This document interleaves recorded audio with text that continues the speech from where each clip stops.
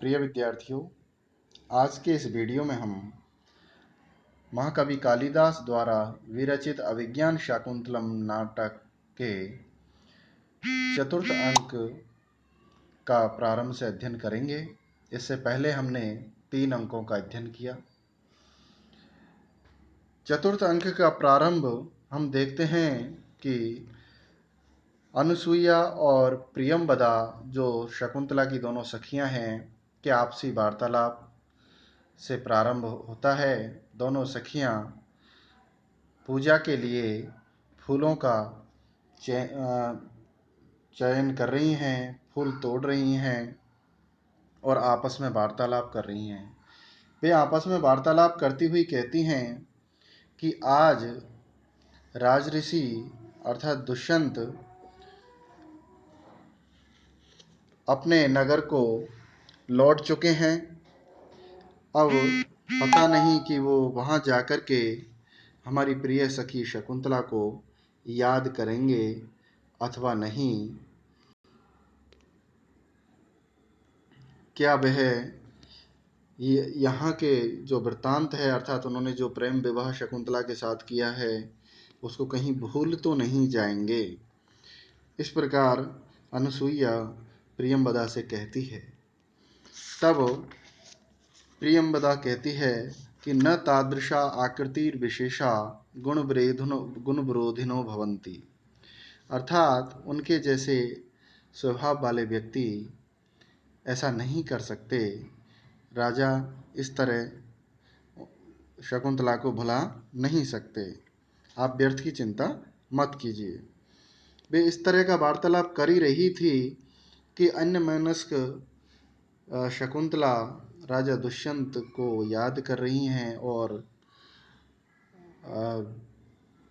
आश्रम के अतिथि सत्कार की जिम्मेदारी भी उनके ऊपर है। वो बैठी हुई हैं।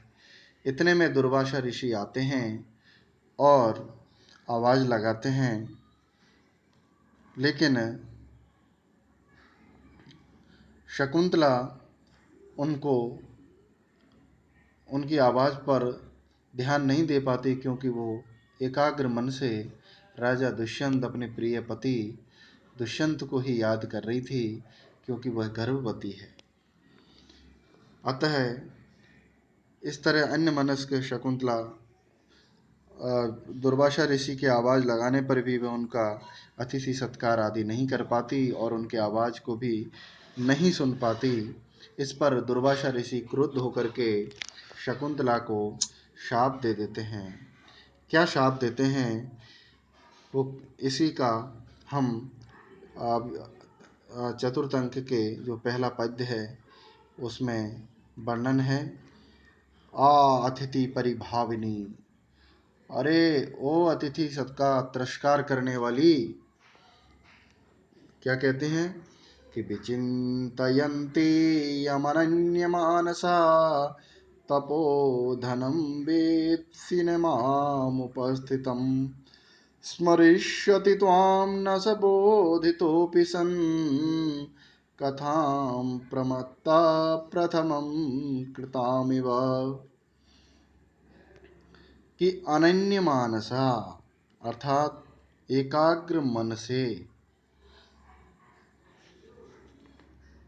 यम यानी जिसको तू विचिंतयन्ति विचार कर रही है, और उपस्थितम द्वार पर उपस्थित, माम यानी मुझ, तपोधनम मुझ तपस्वी को न वेद से नहीं जान रही हो, अर्थात मेरी तरफ कोई ध्यान नहीं दे रही हो।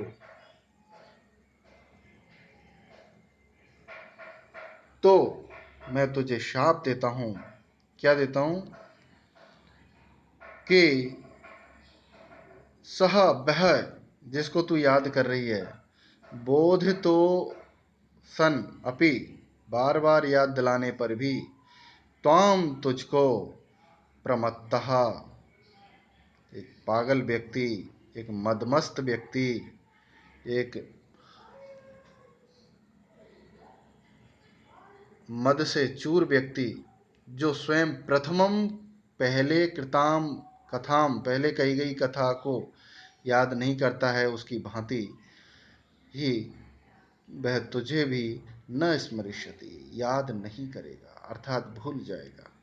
अर्थात जिसका तू एकाग्र मन से दत्तचित्त मन से ध्यान लगा रही है और मुझ अतिथि का अपमान कर रही है, तो मैं तुझे शाप देता हूँ कि जिसको तू इस तरह एकाग्र मन से ध्यान कर रही है, वह बार बार याद दिलाए जाने पर भी आपको याद नहीं करेगा। उसी भांति याद नहीं करेगा जैसे कोई मद से चूर व्यक्ति, से लिप्त व्यक्ति अपनी कही हुई बात से भी को होश आने पर भूल जाता है। ठीक वैसे ही वह तुझे भूल जाएगा, तुझे याद नहीं करेगा।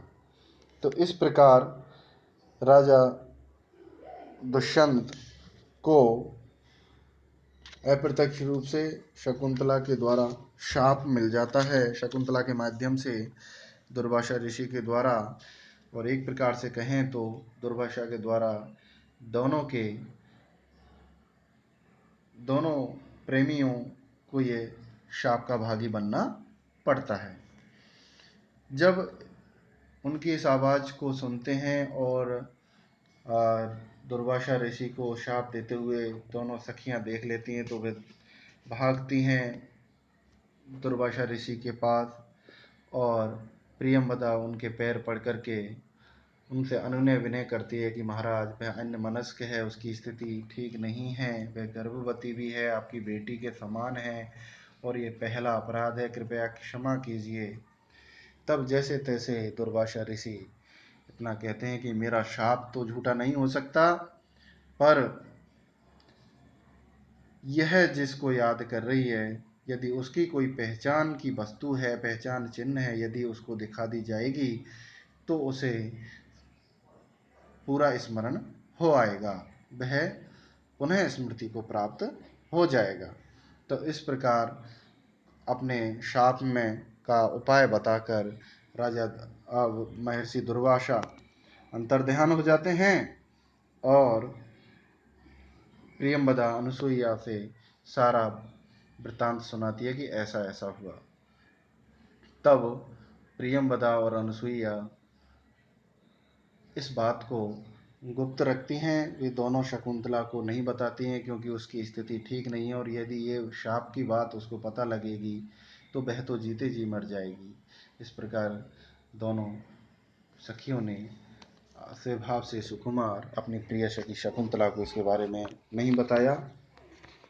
तो इस प्रकार यहाँ पर ये विष्कंभक समाप्त हो जाता है और मंच से दोनों सखियाँ चली जाती हैं। अब मंच पर महर्षि कण्व का एक शिष्य आता है और वो कहता है कि मुझे भगवान कण्व ने समय जानने के लिए भेजा है कि इस समय कितना समय हो चुका है, प्रभात हुआ है नहीं, सुबह हुई है कि नहीं। तो उसी संबंध में वह शिष्य कहता है एक पद्य के माध्यम से कि इस समय अब सुबह हो गई है। क्या कहते हैं, वही इस दूसरे पद्य में है कि याज्ञे कितोऽस्तशिखिरं पतिरोषधीनाम् आविष्कृतो अरुणपुरःसरये कृतोऽर्कः तेजोद्वयस्य युगपद्व्यसनोद्भयाभ्यां लोको नियम्यतगात्मदशान्तरेषु। याति एकता यानी एक ओर, अस्त शिखरम यानी अस्ताचल की ओर, पति औषधि नाम पति अर्थात औषधियों का स्वामी अर्थात चंद्रमा, अस्त शिखरम अस्ताचल की ओर याति जा रहा है। और एकता और एक और अर्कः अरुण पुरुषरा यानी अरुण नाम के अपने सारथी को आगे किए हुए, अर्थात सूर्य भगवान अपने सारथी अरुण को आगे किए हुए, अर्थात अपने रथ पर आरूढ़ किए हुए आविष्कृता प्रकट हो रहे हैं। अर्थात एक तरफ सूर्य उदय हो रहा है और दूसरी तरफ चंद्रमा अस्त हो रहा है। तो तेजो द्वयस्य दोनों के तेज के द्वारा युगपत एक साथ व्यसन अर्थात एक तरफ अवसान हो रहा है और दूसरा तरफ अभ्याम अर्थात एक तेज का अस्त हो रहा है, वह धूमिल हो रहा है और दूसरा उदित हो रहा है। तो इस प्रकार दोनों के द्वारा लोकः यानी ये संसार को आत्मदशांतरेषु अपनी दशा में स्थिर चित्त बनाए रखने की मानो नियम मत एवं मानो शिक्षा दे रहे हैं, उपदेश दे रहे हैं। अर्थात दोनों मानो अपने गति के द्वारा ये बता रहे हैं कि किसी के जीवन में स्थिरता नहीं रहती, कभी सुख आता है तो कभी दुख आता है, कभी अच्छा समय आता है तो कभी बुरा समय आता है। तो ऐसे में व्यक्ति को विचलित नहीं होना चाहिए, बल्कि नियति को स्वभावतः स्वीकार करते हुए हमेशा उसे प्रसन्न चित्त रहने की कोशिश करनी चाहिए। जिस प्रकार सूर्योदय के समय एक तरफ चंद्रमा जो रात भर अपनी चांदनी से आलोकित करता हुआ अब अस्ताचल की ओर जा रहा है अर्थात धूमिल हो रहा है, और दूसरी तरफ जो रात भर अंधेरे छाया में दूर था, अंधेरे में लिप्त था, प्रभात काल में वह सूर्यदेव उदित हो रहे हैं और अब पूरे संसार को आलोकित कर रहे हैं। तो इस प्रकार इस पद्य के द्वारा वह कर्ण शिष्य यह पता लगाता है कि प्रातः काल हो गया है। तो इस पद्य में बसंत तिल का छंद है और नियम मत एवं मानो शिक्षा दे रहे हैं। इस शब्द के द्वारा यहाँ पर उत्प्रेक्षा अलंकार भी बन पड़ा है और यथासंख्य अलंकार भी है। और भी अगले पद्य में वह कहता है कि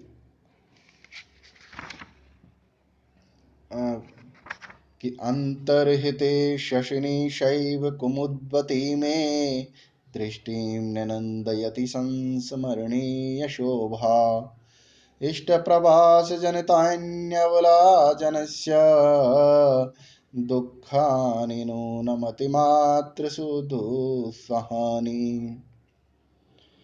कि अंतर्हिते शशिनी, शशिनी यानी चंद्रमा के अंतर्हिते अस्त हो जाने पर, छुप जाने पर, सा एव वही कुमुदवती, वही कुमुदवती, मैं यानी मेरी, दृष्टि में यानी दृष्टि को, न नंदयति प्रसन्न चित्त नहीं कर रही है, आनंदित नहीं कर रही है। क्यों? क्योंकि वह संस्मरणीय शोभा, क्योंकि उसकी शोभा मात्र स्मरण करने योग्य रह गई है, क्योंकि चंद्रमा के अस्त होते ही वह भी मुरझा जाती है। किसकी भांति मुरझा जाती है? जैसे अवला जनस्य, जैसे अवला स्त्रियां, इष्ट प्रवास जनतानी, इष्ट यानी अपने प्रिय या पति के प्रवास जाने से उत्पन्न दुखानी, दुखों से को अति मात्र दुस्सहानी, अत्यधिक दुस्सह हुआ करते हैं, बड़ी मुश्किल से उस दुख को सहन करती है। ठीक ऐसे ही ये जो कुमुदवती है ये भी मुरझा जा चुकी है। इसका मतलब चंद्रमा अस्त हो चुका है और सूर्योदय होने वाला है। अतः यहाँ पर इस पद्य में महाकवि कालिदास ने सूर्योदय का वर्णन किया है और इष्ट प्रभास जनतान्यवला जनस्य दुखानि नूनम अति मात्र सुदुस्सहानि, इस पद्य के द्वारा इस तीनों ऊपर के दोनों चरणों का समर्थन किया गया है इस पंक्तियों के द्वारा। अर्थांतरन्यास अलंकार है और बसंत तिल का नामक छंद है। अब जब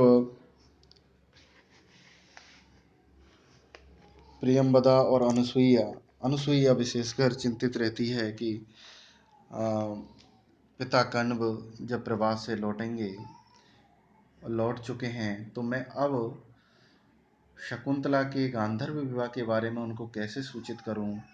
इससे मेरी प्रिय सखी का ही अपयश होगा और उनके बारे में लोग पता नहीं क्या क्या सोचेंगे।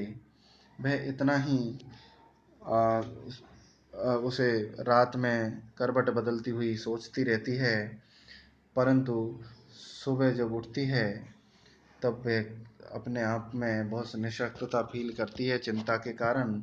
तो इतने में प्रियंवदा आती है और अनसुईया से कहती है कि जल्दी उठो, शकुंतला की विदाई की तैयारी करनी है।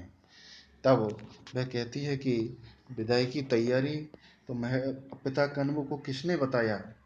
तब प्रियंवदा अनसुईया से कहती है कि अग्नि शरणम प्रविष्टस्य शरीरम विना छंदो मय्य बाह्य, कि जब पिता कण्व, महर्षि कण्व, हमारे कुलपति कण्व जब यज्ञशाला में प्रविष्ट हुए तो एक बिना शरीर की छंदोमयी वाणी के द्वारा उनको सूचित किया था, अर्थात एक आकाशवाणी के द्वारा उन्हें इस चीज़ का पता लगा। वह आकाशवाणी क्या थी, इसी का चौथे जो पद्य है उसमें वर्णन किया गया है।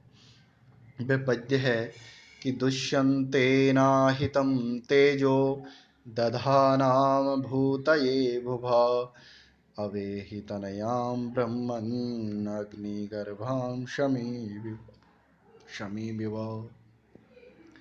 हे ब्रह्मण, हे ब्रह्मदेव, हे द्विजोत्तम, कि दुष्यंतेन आहितम, राजा दुष्यंत के द्वारा जिसमें गर्भाधान किया है, गर्भाधान प्रक्रिया से जिसको स्थापित किया है, ऐसा तेजा यानी तेज को, भुवा भूतये संसार के कल्याण के लिए, दधा नाम धारण करने वाली, तनयाम यानी अपनी पुत्री को, अग्नि गर्भाम अपने अंदर अग्नि को धारण करने वाली, शमी विवाह शमी लता की भांति, शमी वृक्ष की भांति, अवे ही समझो। इस प्रकार की आकाशवाणी हुई कि हे ब्रह्मदेव, हे ब्राह्मण देव, हे ब्राह्मण श्रेष्ठ, आपकी पत्नी आपकी पुत्री जो शकुंतला है वह गर्भवती है। राजा दुष्यंत का तेज अर्थात शुक्र उसके गर्भ में स्थित है, वह गर्भवती है और वह संसार के कल्याण के लिए ही है।